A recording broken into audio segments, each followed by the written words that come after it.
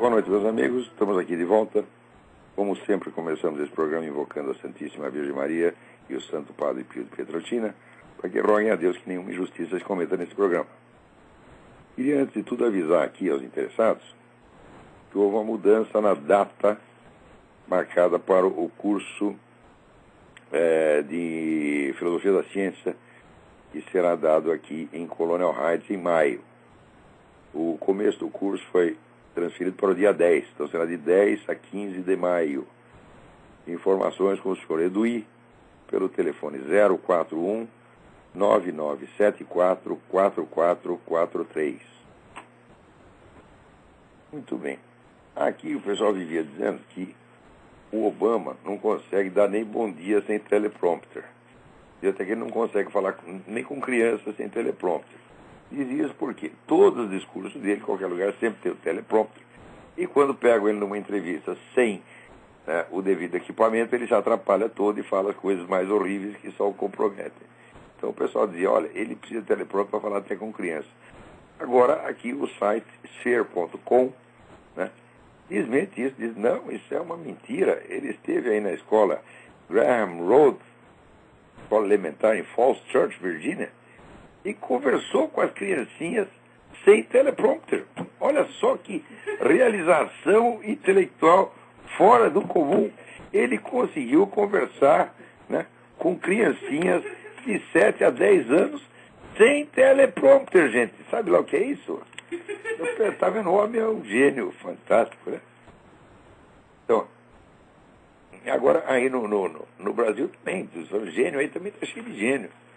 Diz que o seu João Ricardo Moderno agora é candidato a deputado aí pelo DEM, né? E o João Ricardo Moderno é presidente daquele treco chamado Academia Brasileira de Filosofia, né? E como ele se candidatou a deputado, então ele descobriu agora que o Merval Pereira, diretor de redação do Globo, é um filósofo. Ninguém sabia disso no mundo, nem o próprio Merval. Então agora o Merval Pereira está integrando o time da Academia Brasileira de Filosofia. Né? Então a filosofia do Merval é uma coisa tão profunda que nem ele mesmo a conhece. Vê que coisa, é um mistério, isso aí só acontece no Brasil. Né? O seu João Ricardo Moderno, a obra filosófica dele, consiste uma tese que ele fez, acho que quando ele tinha 12 anos de idade, né? Deram lá uma bolsa de estudo para ele na França, ele foi lá, fez um cursinho e fez uma tese. A tese, vamos dizer, até que ela não era tão ruim, né? Quer dizer, para um menino de 18 anos, aquilo estava bom. Mas depois, nunca mais fez nada. Né? Isso aí no Brasil é suficiente para fazer do sujeito um filósofo. É um negócio incrível.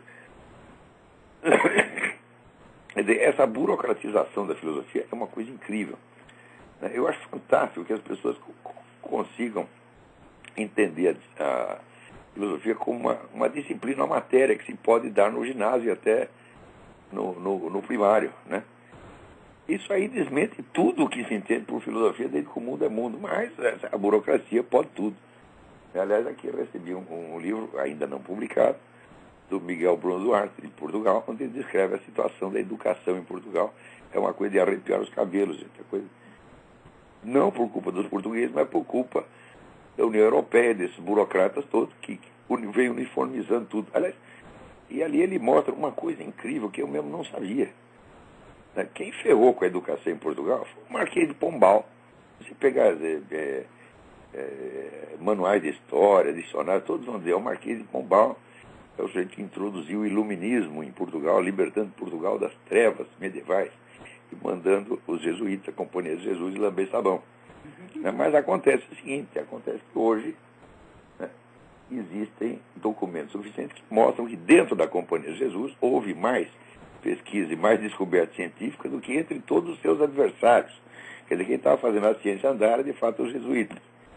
O Marquês de Pombal mandou os jesuítas para fora e fundou lá, por exemplo, a Faculdade de Ciências, a qual, no primeiro ano, teve exatamente 5 alunos, no segundo ano não teve 3, e no terceiro ano não teve mais nenhum. Essa foi a grande realização científica do Marquês de Pombal. Para compensar, né, foi ele que inventou a uniformização estatal do ensino. Quer dizer, inventava aqueles programas estatais, todo mundo tinha que seguir igualzinho, né, e quem não concordasse com aquilo, então, era excluído da profissão ou não recebia o seu diploma. E isso aí foi justamente um dos o grande fator, né, do atraso da ciência em Portugal. Se deixasse os jesuítas continuar fazendo o que eles estavam fazendo, seria uma coisa maravilhosa, mas os jesuítas foram todos embora, né? É que o lugar onde os jesuítas foram se abrigar, sabe onde é que os jesuítas foram se esconder? Na Rússia. Né? Eles ficaram lá tudo escondidinho na Rússia. E depois, quando a ordem voltou a funcionar, eles voltaram tudo para a Europa Ocidental e restauraram a ordem. Mas o Marquês de Pombal, então, inaugurou essa mentalidade que no Brasil existe até hoje. No Brasil existe, por exemplo, um debate sobre a escola pública e a escola privada. Eu sempre achei muito engraçado esse debate porque os programas da escola privada são exatamente iguais aos da escola pública. Então você pode, né, escolher receber lições de ignorância, né, pagando diretamente, né, para o dono da escola ou pagando indiretamente através de imposto, sendo roubado nos dois casos.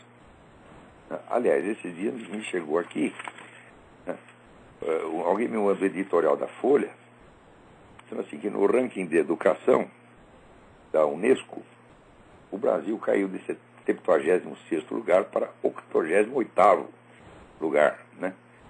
E daí a Folha diz, não, isso é uma grande injustiça, que eles mudaram o sistema de cálculo estatístico, não levam em conta mais isso, mais aquilo, e daí nós caímos para o 88º lugar só matematicamente, mas na realidade é um progresso extraordinário, tem mais crianças dentro da escola, não diminuiu não, tem cada vez mais. Digo, olha minha gente, esse negócio assim de educação estatal para todo mundo, isso aí é uma empulhação, porque a educação que eles oferecem para esses meninos é uma coisa que eu não ofereceria para o meu pior inimigo, entendeu? Nem de graça, e nem que eu pagasse para o cara, né, eu teria coragem de obrigar o sujeito a receber esse tipo de educação, porque isso é evidentemente uma empulhação, e a prova são exatamente aqueles testes internacionais, que são feitos já com alunos do ensino médio, né, refletindo o que eles aprenderam desde o primário, nos quais, invariavelmente, o Brasil tira o último lugar. Há muitos anos isso vem se repetindo. Então é o seguinte, quer dizer, nós estamos dando lições de ignorância para mais crianças. Nós estamos imbecilizando mais crianças e isso está custando mais verba para o Estado, mais dinheiro do imposto e os caras ainda se vangloriam. Né? Quer dizer que se a estatística da ONU tivesse razão, quer dizer, se tem menos crianças, né, então caímos realmente para o 88º lugar, ora, isso seria, como é que se diz, uma coisa meritória. Quer dizer, tem menos vítimas dessa coisa, né? Então, eu acho que um pai mandar sua criança para a escola é uma coisa terrível. Anos atrás, né, quando os meus filhos perguntavam assim, pai, por que eu tenho que ir para a escola? Eu dizia, meu filho, só tem um motivo para você ir para a escola. Né? Você não vai aprender nada, o ambiente é terrível, os professores são todos vigaristas, mas acontece o seguinte, se você não for, o governo vai me pôr na cadeia. Então eu peço que num gesto de caridade para com o seu velho pai, você vai lá e suporte aquela merda durante 4, 5, 6, 7 anos. Tá certo? Então, eu prometo que recompensarei você, darei um presente a mais no seu aniversário, tá certo? Ou então, sei lá, te levarei para um jogo de futebol, farei alguma coisa, tá certo? Mas eles sempre foram muito compreensivos e muito generosos comigo e se submeteram, né, a este sacrifício, a esta humilhação para salvar da cadeia o seu progenitor. Tá certo? Eu não sei de nenhum outro motivo pelo qual você possa ou deva mandar uma criança para a escola. Tá certo? Se você puder, né, fugir da polícia e se esconder, tá certo? Como fez aí o Júlio Severo está escondido, tá certo? Porque ele insiste em fazer homeschooling com as crianças dele. Ora, aqui eu tenho uma amiga, Margarita Noyes, que educou os 4 filhos em casa.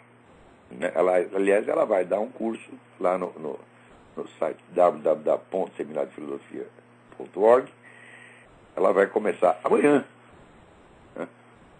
Um curso que é assim, é uma assessoria para as pessoas que têm um conhecimento mediano de inglês lerem textos de filosofia, textos difíceis em inglês. O que não dá para fazer, às vezes nem com o dicionário você consegue, né? Porque tem muitas nuances, tem muitos detalhes, vamos dizer, de história da língua, que você precisa conhecer para entender do que o sujeito está falando. Então ela vai dar um curso disso aí. Ela educou as 4 crianças dela em casa, são as 4 crianças mais cultas que eu já vi na minha vida. 3 já estão na universidade e o próximo vai entrar ano que vem. Então, são todos artistas. Tem lá a menina, a Tiffany, ela faz um quadro absolutamente maravilhoso. Né? Ela fez, inclusive, um desenho da minha filha Leila, que é assim, é muito impressionante. E a menina novinha. Né? A outra é cantora, toda toca um piano, toca vários instrumentos. Né? São capazes de manter uma conversação séria, que vou dizer que o Lula ou o seu ministro da Educação ou a dona Dilma jamais conseguiriam, tá certo? Tudo isso aí foi homeschooling. E o Júlio Severo, que é um sujeito mau, perverso, maligno, né?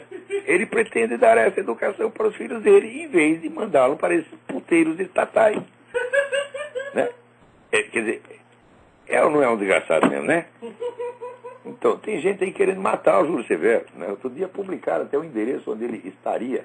Né? Eu fico investigando a vida do cara, eles se juntam aos milhares para ficar perseguindo o Júlio Severo. Publicaram o endereço onde ele estaria abrigado, ele de fato não está lá. Tá certo? Eu não sei onde está o Júlio Severo, pô. Né? E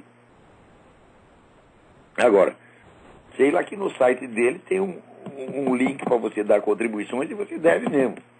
Né? Lá e no blog do Nota Latina. Os dois estão ferrados sozinhos, não tem um partido político, não tem o MST para dar dinheiro para eles, não tem ministério, não tem firma. O imperialismo americano faz décadas que não manda dinheiro para ele. A CIA está com o pagamento atrasado, porra. Tá entendendo? Então, isso é que eu sei. Mas, voltando aí ao negócio da escola, ao mesmo tempo em que a Folha faz as tripas coração para mostrar que a diminuição do número de crianças na escola é realmente um aumento, né? O que prova que a Folha recebeu essa mesma educação a respeito da qual ela está falando. Né? Além disso, ainda chega aqui um outro negócio incrível, porque o Brasil, você vê que toda hora sai notícia assim, aumento de investimento em educação no Brasil. Né? Diz que entre 2005 e 2009, duplicou o investimento do Ministério da Ciência e Tecnologia em pesquisa científica. Né? O número de trabalhos científicos publicados no Brasil cresce, que é uma coisa maluca. Só que tem o seguinte: os trabalhos científicos, eles existem para servir de subsídios a outros trabalhos científicos. Né? Quer dizer, ciência se faz assim, mediante colaboração. Né? Quer dizer, um sujeito investiga um pedacinho, o outro investiga outro pedacinho, eles juntam aquilo, né? E aí vai chegando a conclusões. Então, um trabalho científico, ele existe, ele é publicado para ele ser lido por outros cientistas e servir de subsídio. E, portanto, ele será necessariamente citado em outros trabalhos científicos. Quer dizer, trabalhos científicos citam trabalhos científicos. Né? Então, você pode avaliar mais ou menos a medida da importância da produção científica do país pela proporção entre o número dos seus pesquisadores, o número de trabalhos científicos publicados e o número de citações que é feito desse trabalho no resto do mundo. Né? Acontece que aí o professor Marcelo Hermes, na sua página, que depois eu vou citar no artigo, vou dar tudo direitinho, dar todas as dicas para vocês. Né? Ele vê o seguinte, que o Brasil, em matéria de citações de trabalhos científicos, vem caindo, que é uma coisa absolutamente impressionante. Né? Veja você, por exemplo, né? No ranking, esse aqui não é como é que diz, uma avaliação estatística. Isso é dado em números absolutos. Né? Então, por exemplo, em medicina, em 1997, nós estávamos no 24º lugar no ranking mundial. Em 2008, estávamos já no 36º. Né? Quer dizer, publicava muito mais trabalhos médicos E o pessoal aí do mundo lia aquilo, via que era tudo uma pataquada, não tinha importância nenhuma. Estava lá os camaradas reinventando a roda, então não ia citar esse trabalho. Ou seja, um trabalho científico é feito para ser útil aos demais cientistas. Quer dizer, quanto mais se publica trabalho médico no Brasil, mais inúteis eles são, na opinião dos cientistas do restante do mundo inteiro. Tá certo?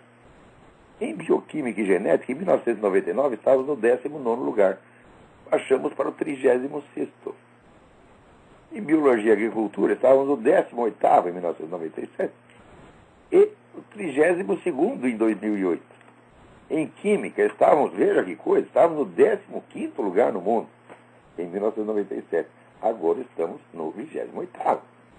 Em física e astronomia, estávamos no 18º, baixamos para o 29º. E em matemática, onde estávamos, era o melhor setor do Brasil, estávamos em 1997 no 13º lugar. Caímos para o 28º. Mas não é uma maravilha? Agora, eu me lembro de ter lido anos atrás,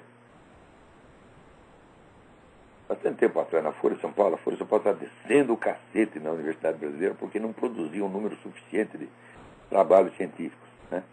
E daí entrou lá o pessoal do CNPq e do CAPES, né? Forçando os caras, vai trabalhar, vagabundo, escreve aí, publica aí. Os caras começaram a publicar. Mas o que eles publicam tem cada vez menos importância, tem cada vez menos valor. Então, né, isso aí é a arte de você preencher espaço com papel impresso, pago com dinheiro público. Então, as verbas estão crescendo, não trabalho crescente. Agora, a importância científica da produção é decrescente. Então, veja, vamos falar português, claro. Esses órgãos do governo existem para prestar determinado serviço público, meu Deus do céu. Eles comem dinheiro da população, tá, sobrecarrega de imposto, prometendo fazer um serviço público. Depois, quando ele não faz, é ruim. Agora, quando ele faz assim, é pior, porque ele precisa pagar para ele não fazer nada. Né? Chega lá, aqui, seu ministro, nós te damos um salário, sei lá, 50 mil reais por mês.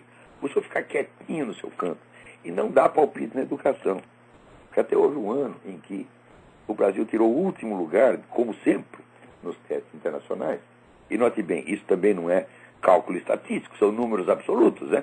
É o número de perguntas que o sujeito acertou, que o sujeito errou, e o brasileiro consegue errar mais do que os alunos da Zâmbia, da Serra Leoa, tá certo? Do Polo Norte, tá entendendo? É um negócio incrível, rapaz. Tá? Então, você está vendo por que racismo não funciona? No Brasil tem toda a raça. Você chegou, entrou aí, não importa onde ele veio, ele pode ser preto, branco, amarelo, o QI imediatamente baixa, já baixa 12 pontos só na alfândega. Tá vendo? E depois não levanta mais. Quer dizer, é evidente que não é um fator racial. Olha, aí, meu filho, tem alguma gigantesca macumba. Macumba, você está entendendo? Eu já disse para vocês, eu acho que é aquela catedral do Rio de Janeiro, né? E foi feito, parece aquele defumador, né? Um dia vai aparecer uma gigantesca mãe de santo, vai acender aquele negócio, e daí vocês vão entender do que se trata. Tá certo? Então, esses órgãos, se eles não cumprem a sua finalidade, ou se até fazem o contrário. Quer dizer, se você incentiva a publicação de trabalho científico, mas você não faz nenhuma exigência de qualidade, você está enganando as pessoas, meu Deus do céu. Isso aí é fraude. Onde é o lugar desses ministros da ciência e da tecnologia? O lugar deles é na cadeia, porra. Vocês não entenderam ainda? Agora, você vê, o governo faz tudo isso e ele conserva o monopólio do direito ao reconhecimento profissional. Porque os caras querem, vão dizer, eu vou submeter o meu trabalho de filósofo ao julgamento desses merdas, desses filhos da puta, e pedir para eles, me dá um diploma de doutor, assina aí. Se assinar um diploma de doutor para mim, eu mando enfiar no cu essa porcaria, porra. Quem é você para autorizar ou desautorizar? Num daqueles anos que o Brasil tirou o último lugar, o ministro da Educação, eu esqueci o nome do desgraçado, ele fez um comentário, disse, mas poderia ser pior. Viu? Uai, existe algum lugar depois do último? Mas eu acho que poderia ser pior. Se fosse ele, ministro, que estivesse fazendo o teste, seria pior do que o último lugar. Teriam que inventar um lugar abaixo do último. Os concursos para baixo, para botar o ministro lá. Gente, por que vocês pagam esses caras? Por que vocês pagam imposto para isso? Como é que vocês aceitam uma porcaria dessa? Agora, no Brasil, você chega para os caras, olha, precisa fechar o Ministério da Educação. As pessoas acham que você está louco. Eles acham assim, o Ministério da Educação é uma coisa que existe desde que o mundo é mundo. No tempo do homem de Neandertal já tinha um Ministério da Educação, né, para ensinar o sujeito a fazer aquelas faquinhas de pedra, aquelas coisas assim, né, a caçar macaco. Né. Então, o Ministério da Educação é um elemento da natureza que sempre existe e que só um louco, que nem eu, acha que não tem que existir. Agora, veja, nos Estados Unidos não existia Ministério da Educação até o governo de Jimmy Carter. Quando eles criaram o Ministério e começaram a uniformizar os programas, a educação americana caiu vertiginosamente. Então, onde quer que o governo meta a mão, seja no ensino primário, seja no ensino médio, seja na pesquisa científica, onde quer que o governo tenha alguma autoridade, ele vai ferrar com tudo, gente. Veja o que está acontecendo na China. A China também caiu. O número de citações a trabalhos chineses diminuiu. A China estava lá, acho que 18º lugar, caiu para o 46º, está pior que o Brasil. Por quê? Ó, já tem chinês para mais de metro. Todo mundo lá é doutor. E o governo, né, encosta um revólver na cabeça do cara e diz, escreve aí, publica aí, para a gente fazer de conta que a gente tem ciência. Resultado, aconteceu a mesma coisa aqui no Brasil. Um monte de trabalho científico e não serve para absolutamente nada. Quando você vai ler aquilo, é tudo coisa que já foi resolvido, né, que não influi nem contribui, como dizia o Paulo Francis, e é por papel pintado, pago com o suado dinheiro do povo chinês ou do povo brasileiro. Agora, por que vocês aceitam isso? Gente, a cultura brasileira não vai se elevar novamente enquanto vocês não destruírem a máquina estatal de controle da educação e da cultura. Isso tem que ser destruído, gente. Eu estou falando muito sério. Enquanto político tiver alguma autoridade, por mais mínima que seja, na educação ou na cultura, vai ficar essa merda. Você não faz o cálculo, porque pode ser que... Você vê que no mundo editorial, por exemplo, e pelos escritores que o Brasil tinha nos anos 50. Mas era uma pleiade de gênios de fazer vergonha a qualquer país, porra. Você está entendendo? E que país que tinha o Gilberto Freire? Era o maior sociólogo do mundo. Que país tinha o Mário Ferreira dos Santos, que embora fosse desconhecido, objetivamente nós sabemos que foi o maior pensador do seu tempo, em escala mundial. Não há nada que se compare com o Mário. Né? Nós tínhamos aí o Zé Geraldo Vieira, nós tínhamos o Manuel Bandeira, e o Carlos Drummond de Andrade, e o João Guimarães Rosa, todo mundo vivo, ao mesmo tempo, entre os anos 50 e 70. O Brasil era um país luminoso, você está entendendo? Agora, meu filho, o que tem? Tem aí o Luiz Fernando Veríssimo, né, o Frei Beto, o Leonardo Boff. Né? É isso que tem hoje. O movimento editorial hoje é isso aí. E o Merval Pereira é filósofo, porra. E até o Paulo Giraldelli é filósofo, porra. Um cara que não reconhece a sua própria bunda. Ele vê a bunda dele na tela. Paulo Giraldelli, o que é isto aqui? Ele diz, é um ET. Não, Paulo Giraldelli, é a sua bunda. Ele não sabe, o cara não sabe distinguir uma bunda humana, tá certo, de um disco voador, porra. É filósofo, cara, porra. Ah, meu saco. Agora, como é que quer que eu fale educadamente dessas coisas? Eu não consigo, não dá. Até quando a coisa passa da degradação, você não tem mais nada, não há comentário mais. É só dar uma cuspida na cara do sujeito. Agora, não penso que é só aí, não. Aqui o movimento gay inventou uma coisa seguinte, que nas escolas públicas, o menino que se declare menina deve poder ter acesso ao banheiro das meninas. Vocês imaginem se vai ter um menino, um só, que vai declarar que é macho. Todos eles na fila, eu sou gay. Tá claro, porra. Mas que palhaçada! Não é por quê? Não existe prova objetiva de que existe. Aquele negócio famoso teste da farinha não existe, gente. Ele vai acertar na farinha. Né? Porque teste não existe.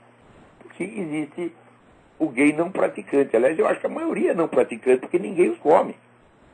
Né? Pô, eu duvido que alguém algum dia tenha comido o Luiz Mota. Eu duvido. Eu acho que não é gay coisa nenhuma, é tudo mentira. Né? E, então, tem lá uma fila do sujeito, você, não dá para você saber se o cara é gay ou não. Não dá. Mesmo que ele não passe do teste da farinha. Vamos supor, nos anos 60 tinha muita gente, né? Que assim, havia uma pressão moral, né, para você fazer experimentos sexuais. Né? Então, tem muito cara que, induzido por isso, lá, pensando bem aqui, eu vou dar para ver o que acontece. Né? E daí ele ia lá e dava e descobria que aquilo não estava com nada. Né? Então já não passaria no teste da farinha, não seria gay. Quer dizer, houve um monte de gay falsificado nos anos 60 e 70, com o negócio da New Age. Né? Então quem diz que não tem gay falsificado hoje? Né? Vou dizer, para você ter acesso ao banheiro das meninas, tem muito cara que é capaz de dar uma vez só para ter acesso ao banheiro das meninas. Porque a sem-vergonhice humana é imensurável. Então, quer dizer, agora no Brasil inventaram o perfil racial por declaração. Né? Chega lá o sujeito, né? De louro, de olhos azuis, né? O sujeito pergunta, como é seu nome? Meu nome é Helmut Schneider. Qual é a sua raça? Sou preto. E pronto, ele pega lá a cota. Agora aqui inventaram o sexo por declaração, meu filho. É incrível, né? Quer dizer, o sujeito fala, sou menina, imediatamente o peru dele aí, entra para dentro, desaparece e surge ali, né, um órgão feminino. É uma coisa maravilhosa. Quer dizer, o que fazer com o sujeito que inventou essa proposta, meu filho? Né? Agora, seguinte. E se o cara, ele disser, não, eu tenho dois sexos, né? Tem dia que eu sou menino, tem dia que eu sou menina. Eu estou indeciso. Como é que ele faz? Você proíbe ele de entrar no banheiro? Ou entra nos dois? É isso. E a menina que disser, eu sou menino. Quer dizer, como é que o cara vem com uma proposta dessa e quer que a gente discuta a sério? Né? Ah, meu Deus do céu. E ela disse, eu acho que o grande problema disso aí é o seguinte, todas as fantasias, né, homossexuais são todas baseadas na identidade masculina e feminina. Se você apagar essas identidades, desaparecem as fantasias. Por exemplo, você quer um casamento gay, ok, para ele imitar o papai e mamãe, mas daqui a pouco a distinção do papai e mamãe fica proibida. Aqui na Califórnia, nas escolas, você já não pode falar pai e mãe. Tem que você falar seu fulano, dona fulana.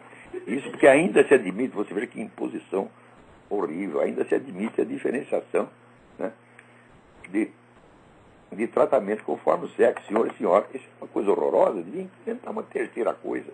Né? Então, a hora que essas referências sumirem, da onde vai se alimentar a fantasia homossexual? Né? Como é que o sujeito pode, né, querer ser mulher se não existe mais mulher? Se já uniformizou. Eles serão o quê? Tartaruga, tatu-bola. Né? É para isso que o mundo está se encaminhando, minha gente. E os caras querem que eu leve isso a sério, que eu discuta isso como se fosse ideias. Né? Eu achei incrível. Tem uns camaradas que me mandam umas cartas aqui. Né? As cartas, assim, elas têm uma confusão miserável. Né? E eles acham que aquilo lá são ideias e que eles estão expressando uma divergência intelectual comigo. Eu não tenho a menor ideia do que seja uma ideia. Não tenho a menor ideia do que seja uma opinião. Né? Quer dizer, os caras expressam de maneira tosca e obscura um vago sentimento que tem na cabeça deles e querem que eu discuta isso com eles. Né? Aí como que o cara chega e dizer, eu não gosto de você, agora discuta isso. Eu digo, meu filho, vai tomar naquele lugar, pô, não é possível. Né? E isso está ficando pior a cada dia que passa, a cada dia que passa. Né? Agora, aqui, como eu estava falando, no site do professor Marcelo Hermes, mostra que o negócio da qualidade da ciência nacional começou a cair em 2003. Mas a queda acelerou brutalmente de 2005 a 2008.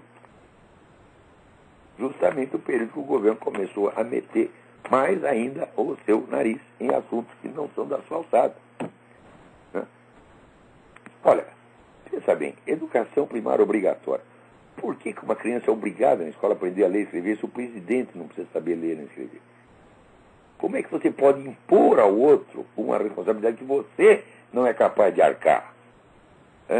Isso é a mais pura tirania, gente. E não é só o presidente, não, porra. Os ministros dele, essa dona Dilma. Eu duvido e faço pouco que essa dona Dilma consiga escrever 10 linhas sem cometer um erro em cada um. Por que eu sei disso? Porque outro dia eu li uma carta publicada pela mulher do falecido Paulo Freire, que na cabeça brasileira é o maior educador do mundo. A carta era um festival de erro de português. Eu digo, mas o desgraçado não alfabetizou nem a mulher dele, porra. Como é que é isso?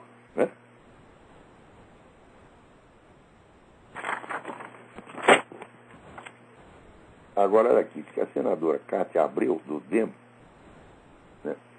mostrou lá uma lista de entidades que estão financiando lá o MST. Como é que elas fazem? Você tem que criar uma rede de ONG, cada um delas puxa um pouco de dinheiro. A ONG está lá só para fazer isso, só para puxar dinheiro. É como aquela ONG que foi criada para dar um apartamento para a filha do seu Lula. Eu denunciei isso no artigo na Zero Hora e me custou meu emprego na Zero Hora. Mas ninguém jamais desmentiu. Disse, olha, eles criaram uma ONG, não lembro o nome da porcaria, a ONG catou o dinheiro do governo, comprou um apartamento para a filha do Lula e fechou sua única atividade. Então, eu escrevi isso na Zero Hora, no dia seguinte estava no outro da rua, mas ninguém me desmentiu até agora. Então, esse pessoal cria um monte de ONGs, está certo, fictícia, só para coletar dinheiro para o MST. Agora, não tem nem como você processar o MST, porque o MST não tem existência legal.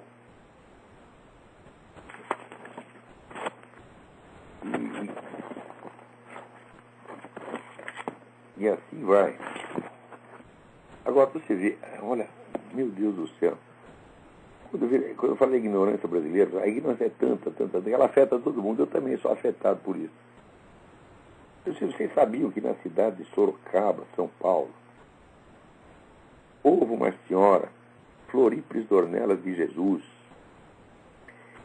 que durante 60 anos, viveu somente da Eucaristia, sem comer, nem tomar água, nem ir ao banheiro jamais. Ela comungava pela manhã e viveu disso 60 anos.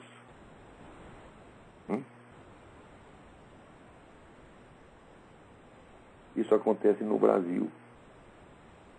Eu aí, não tem a marca de Deus lá. Não tem. Nós vamos encontrar aqui uma explicação científica. Então, aqui a Gisele Neves Moreira de Aguiar me informa isso. Eu não tenho a menor ideia disso. Tudo que é bom no Brasil é enterrado, desaparece. Ai. Mas também nem tudo está perdido, porque o Fórum Social Mundial no Rio Grande do Sul, embora tenha custado um dinheirão, ninguém foi lá. Ninguém mais quer saber dessa porcaria. Então, quer dizer, por mais dinheiro que se gaste, a juventude gaúcha cansou de ouvir essas bobagens. E, olha, porém, gente, tem o seguinte, você não pode... Muita gente diz, não, nós precisamos deixar o PT chegar ao poder, para o povo aprender. Eu digo que esse aprendizado é o quê? Você pensa que a educação, a informação se propaga espontaneamente como um peido? Não, meu filho. A geração seguinte não aprende com a anterior se a anterior não ensiná-la. Quer dizer, a capacidade que você tem de julgar o atual estado de coisas depende do seu conhecimento do estado anterior. Mas a juventude não nasce sabendo, e ninguém fala para ela. O que a juventude recebe de informação é dado pelo próprio PT. Então, eu digo, um povo não aprende assim por experiência. Pessoas aprendem por experiência, às vezes. Eu conheço um monte de pessoas que não é capaz de aprender nada com experiência. Você toma na cabeça uma vez, 2 vezes, 3 vezes, 4 vezes, 10 vezes, 20 vezes, e continua fazendo a mesma coisa. Agora, se até uma pessoa humana que tem uma unidade biológica, desde que nasce até que morre, tem uma unidade corporal física, né? A experiência dela é picotada. Não há uma relação direta entre experiência, conteúdo e memória. Como é que um povo pode aprender se ninguém o ensina, porra? Quer dizer, isso é uma concepção absolutamente mágica, de que passa 3 ou 4 gerações, e a geração seguinte vai miraculosamente nascer sabendo como é que estava antes. Ninguém sabe nada do que estava antes. Tanto que, olha, hoje quando o Brasil cresce 4% ao ano, o pessoal não celebra, não acha que é uma glória do governo Lula? Por quê? Porque o pessoal de 18, 20 anos não sabe que durante os anos 70, no governo Médici, o Brasil crescia de 11% a 15% ao ano. Né? Não sabe que a famosa ditadura militar tirou da miséria 30% da população nacional na época. E foi, vamos dizer, eu acho que foi o processo mais acelerado de ascensão social que já se observou na história do mundo. Né? E agora os caras, o que fazem? Faz esse dinheirinho aí do Bolsa Família. Aquele tempo não era assim, bicho. Né? Gente que nunca tinha estado dentro do processo econômico nacional, estava totalmente marginalizado, vivendo de esmola, vivendo da ajuda dos outros, de repente arrumou um emprego, começou a trabalhar, subiu na vida, comprou carro, comprou televisão, né? E, no fim, até juntou o dinheirinho, investiu na bolsa e ficou milionário. Né? Então, depois a coisa parou, porque teve o problema com o petróleo, em escala internacional, o Brasil não estava preparado para isso. E daí veio o governo Geisel, né, que apelou para o esquema Lula, criou aí 200 estatais, arrumou um monte de emprego para vagabundo, e nós padecemos com essa porcaria até hoje. Estamos lá nós pagando, para eles não fazem nada.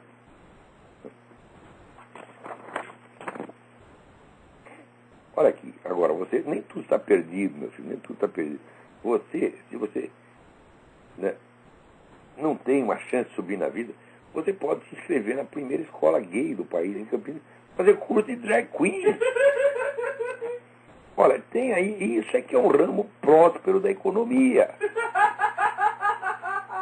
Show de traveco é a maior indústria nacional. Quer dizer, você aí, né? Pai de família, você está ferrado, põe lá seu filho para aprender a ser drag queen. Né? E daí você põe ele no show business. Né? Isso aqui é a educação no Brasil. Ai, meu Deus do céu. Agora aqui, o Nilson Vasconcelos me manda uma pergunta. Cara, professor, li o livro do Benedetto Croce sobre o materialismo histórico e economia marxista e gostaria de saber, é a crítica mais contundente feita ao marxismo? A resposta é não. É uma excelente crítica, muito bem feita. Né? Mas, Benedetto Croce ainda trata o Karl Marx com muito respeito. Né? E ao mesmo não se pode dizer do livro Socialismo, uma análise econômica e sociológica, escrito pelo economista austríaco Ludwig von Mises, que foi o maior economista de todos os tempos. Tá certo? O único sujeito verdadeiramente sábio que apareceu nessa malfadada ciência chamada economia. E o Ludwig von Mises, nesse livro, baseado num exame anterior feito pelo Eugen von Böhm-Bawerk, ele simplesmente destrói a possibilidade da economia socialista. Ele demonstra a absoluta impossibilidade material da economia socialista. Tanto que você vê que toda economia socialista ela faz o seguinte, socializa um pouco e depois privatiza. Socializa e privatiza, socializa e privatiza. E fica, né, nesse chove não molha, tá certo? Enrolando todo mundo e dizendo que aquela merda é socialismo. Tá certo? Então, quer dizer, o tal do comunismo, que seria a realização final do socialismo, que seria, vamos dizer, quando o Estado toma conta de tudo. O Karl Marx é tão cínico. Ele disse assim, quando tudo for do Estado, não haverá mais o Estado como entidade distinta. E, portanto, estaremos livres do Estado. Mas não é uma coisa maravilhosa, porra? Porque você só pode pensar em Estado quando existe propriedade particular. Se é propriedade do Estado, então não há propriamente o Estado. Né? O Estado e a sociedade viraram a mesma coisa. Né?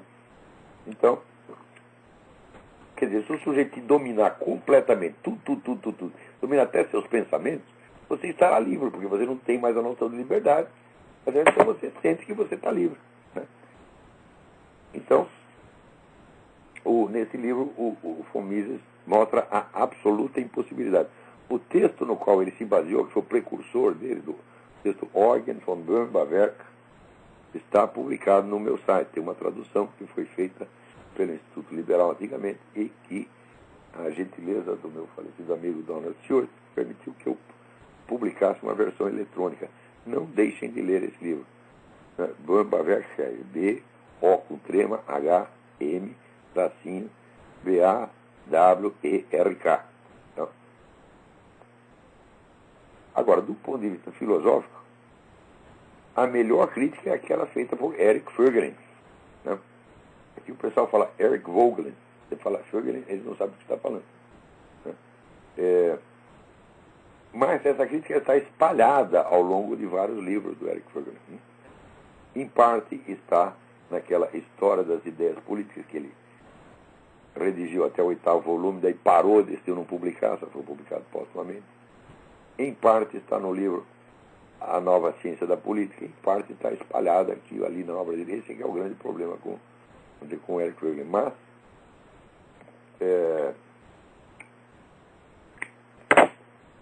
ele já demonstra ali que toda a filosofia do Karl Marx é construída na base de proibir certas perguntas filosóficas. Você não pode perguntar isso, você não pode perguntar aquilo, não pode perguntar aquilo. Né? Então daí fica fácil, se você proíbe, né, as perguntas que impugnariam a sua filosofia, ela fica invencível, porra. Né? E ele, né, diante disso, ele conclui: Karl Marx is a swindler. Karl Marx é um vigarista. Ele diz: olha, eu no começo da minha vida achava que era marxista, né? Depois virei, como é que se diz, um observador distante, porém respeitoso.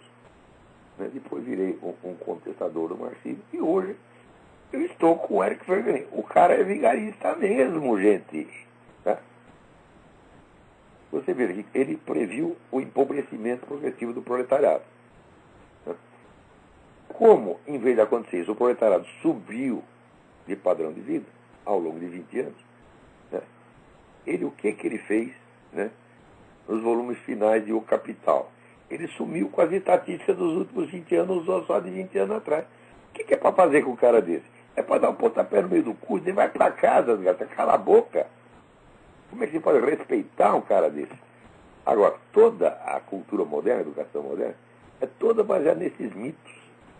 O número de pessoas que eu vejo admiradores de Maquiavel, né? Porque Maquiavel é o sujeito que compreendeu o processo político, ele entendia o mistério do poder, ele descreveu aquilo, foi o primeiro grande cientista social.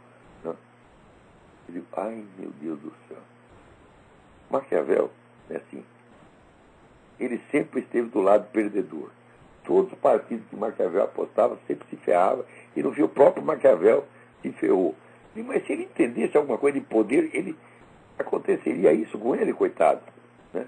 O que você vai ver é que aquele desenho que ele traça do príncipe, e eu escrevi um ensaio de 80 páginas sobre Maquiavel, ainda está inédito, mas logo publicarei. Talvez saia primeiro em inglês do que em português. O que Maquiavel fez é o seguinte: ele, como era um derrotado, um cara sem poder nenhum, ele idealizou uma figura, que era do príncipe, que era o sujeito totalmente maquiavélico, entre aspas, né? Maquiavel nunca conseguiu ser maquiavélico, coitado, só vivia de favor dos inimigos. Né? Ele se ferrava, o inimigo ficava com dó dele, e arrumava emprego para ele, pô. Né? Então ele começou a inventar uma espécie de sujeito macro espertalhão, que seria, vamos dizer, inversão exata dele. Acontece que esse príncipe ele não existe nem pode existir. Quer dizer, qualquer sujeito que faça 10% da sacanagem que o príncipe Maquiavel faz, ele será morto. Ninguém vai aguentar. Nem Stalin fez isso. Mas nem José Stalin pode ter seguido um outro conselho isolado do Maquiavel. Mas, no todo, não é possível. Né? Então, olha, quando você vê o sujeito que gosta de Maquiavel, Jean-Jacques Rousseau e Karl Marx, você pode ter certeza que está conversando com um idiota presunçoso, bocó. E esses três são três empulhadores, fazem três vigaristas.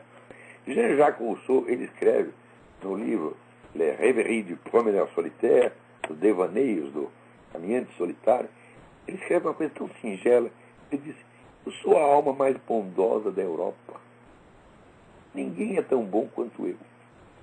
Né? Mas ele é tão bom que mandou os 5 filhos para o orfanato, para ele poder se divertir com as mulheres lá no salão, comer a mulher dos outros e ainda reclamar. Né? Quer dizer, como o cara não se enxerga, pô, que lição você pode tomar? E o cara ainda escreve, o cara manda os filhos tudo para o orfanato e escreve um livro de educação, porra. Ai, meu saco. Agora aqui, alguém me envia do Rio Grande do Sul, alguém que pede para eu não mencionar o nome, por boa razão. O Ministério Público Brasileiro, né, informa o seguinte, que ele quer participar do Fórum Social Mundial. Agora o Ministério Público virou uma entidade política militante, sob a desculpa dos tais direitos humanos. Direito humano, o único direito humano que eles querem mesmo é o direito de pôr no cu dos outros. Que já vem exercendo extraoficialmente há longos anos. Tá certo? Ai, meu Deus do céu. Né? Então, aqui. Vamos ver o que mais que nós temos a mais. Alguém me manda aqui umas denúncias horríveis contra o movimento gay, mas eu vou verificá-las ainda. Eu vou verificá-las, porque assim, a gente não deve ser injusto com ninguém, não deve falar mal de ninguém, se é quando não for verdade. Se você, por acaso, errar, pede desculpa, né? E, além disso, os caras já fazem tanta merda que por que você precisa inventar mais alguma? Né? Agora, aqui está um livro muito interessante, Courting Disaster, né? Cortejando o Desastre, o autor Mark Thiessen, Thiessen. E ele mostra aquela prática do waterboarding. Sabe o waterboarding? Você fingir que você afoga o cara. Você pega uma bacia, tira a cabeça do cara lá, né? E daí tira o cara. Daí você faz o produto para ele, não responde, você pá! Isso aí não mata ninguém, você está entendendo? Né? Olha, eu quando era escoteiro, os caras faziam waterboarding comigo. Você chegava, o principiante no escoteiro chegava lá, você, né, 10 aninhos de idade, idiota pra caramba, daí chegava aqueles cavalões de 17 anos, o dobro do seu tamanho, juntava 10, daquele ele fazia waterboarding. Né? Então, ninguém quer fazer, ficou tão traumatizado. Não, você dava um pé no saco de um, tomava alguma providência, fazia uma vingança maligna. Mas quando o cara estava dormindo, ela passava cola nele, tá? Né? Então era uma brincadeira.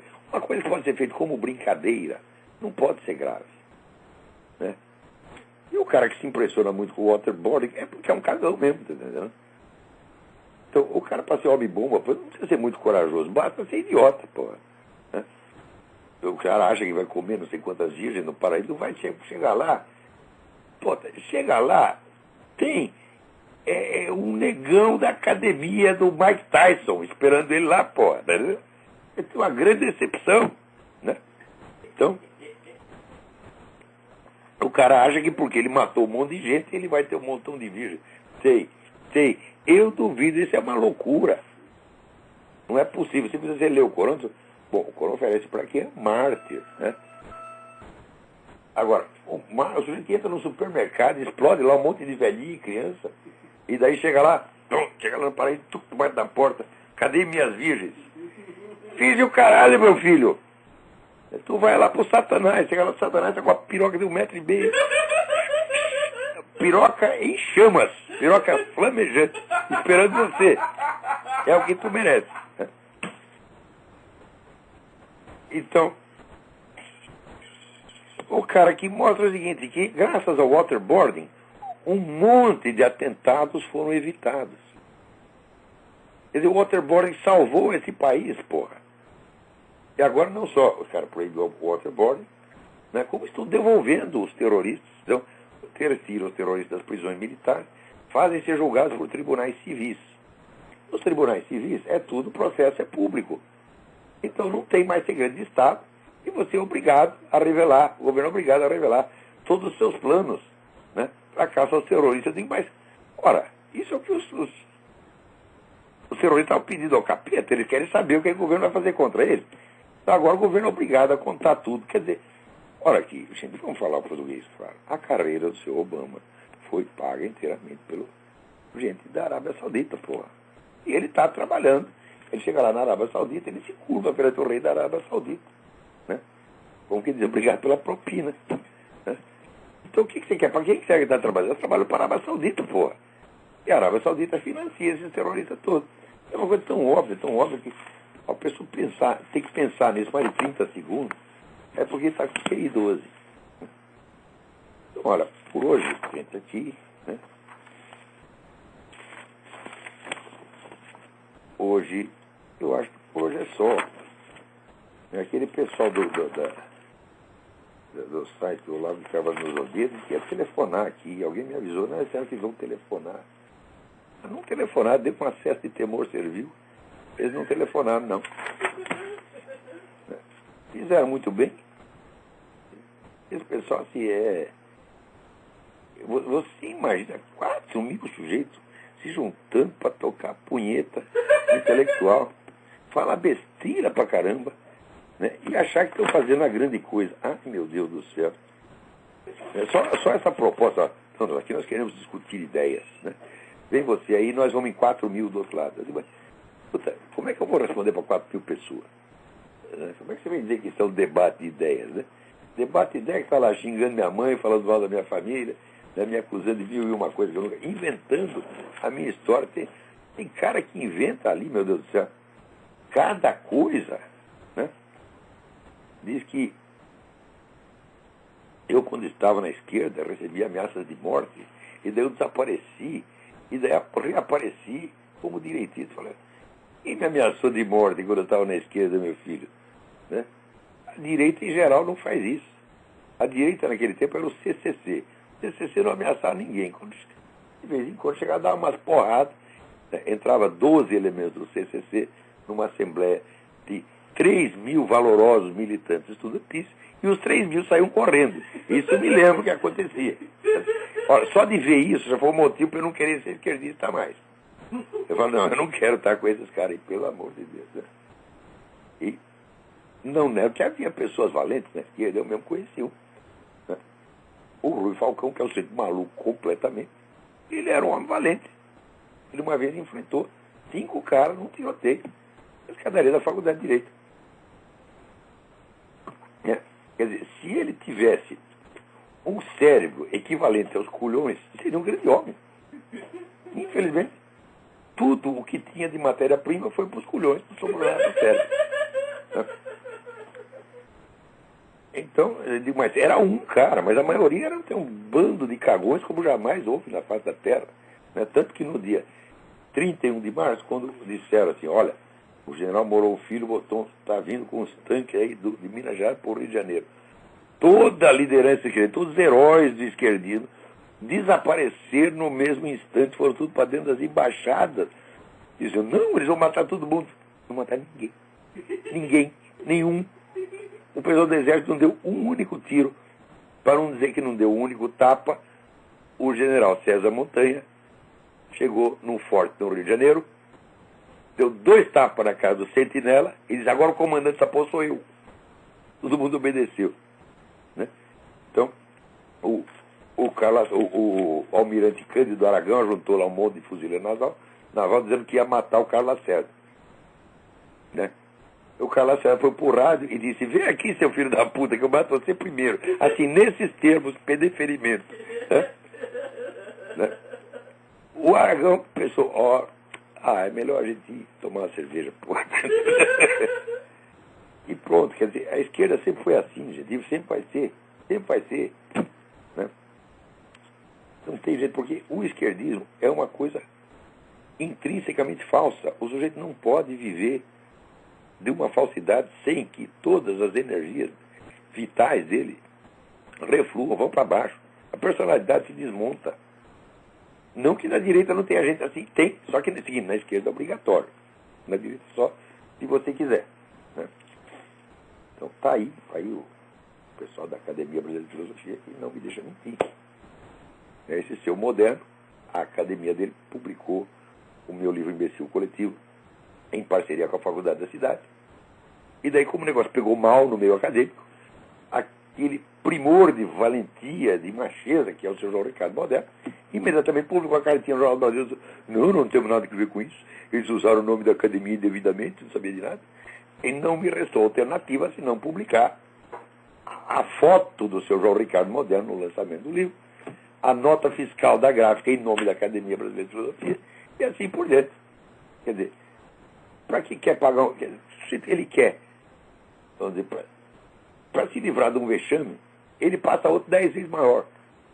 Não tenho medo de vexame, não tenho medo de pagar mico, eu já paguei 500 micos. Você não tem nem coragem de enfrentar o ridículo, né? Tem medo até do ridículo. Ah, que coisa, o que é isso? Pois eu acho que esse é o pior mal do brasileiro, o medo obsessivo do ridículo. Ninguém pode ser objeto de uma piada. Você faz uma piada do brasileiro, ele morre. Meu Deus do céu. Então, é isso aí, o nosso tempo acabou.